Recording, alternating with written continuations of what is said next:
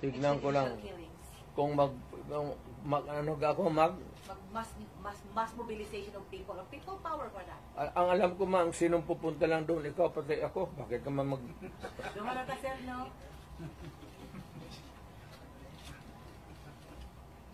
Alam ko man ang walang pupunta doon. Why? Magmass movement ako, tayong dalawa lang. Sir, ano sila, sir, na nawala na daw tong the magic of Duterte crowd? Magic, wala na. Matagal na yung walang magic. Sinabi ko, retired na ako. But when you Hindi say ko na, I do not need to be on the front or at the back or on the side. Retired na ako. Ang rating ko, baski ilagay mo ako dyan sa 1 to 10, mamili ka, 2, 3, 4, 5, 9. Wala na ako. Ano bang Duterte magic? Ano? ikaw lang Wala na ako. crowd. It's only your word that can compel people to come together and raise the common voice of Istorya lang yan, media, kaya ganun.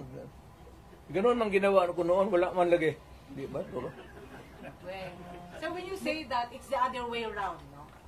The history of the Duterte leadership in Davao says, pag sinabi mo yan, iba yung nangyayari. Pag sinabi mo wala. Wala na. Ang tao, hindi na nakikinig sa akin yan.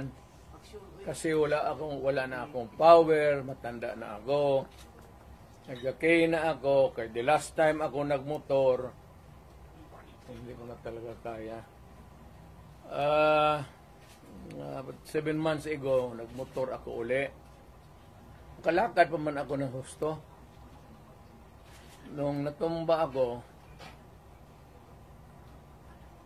may kunting crack na dito. Ayaw ko na rin mag-opera. Kaya palitan man ang nikap. Sabi ko, pagkatapos sabi ko, ano, Dok, mag-cane pa rin ako. Oo, mag-cane ka. O, di, ayaw na lang ko operahin, mag-cane na lang ko. Sugar cane na lang taan eh. Natumba ako mga 7 months ago. Kaya ako, okay pa man sana ako. Tatawa, hindi pa ako hindi ako binong inutil.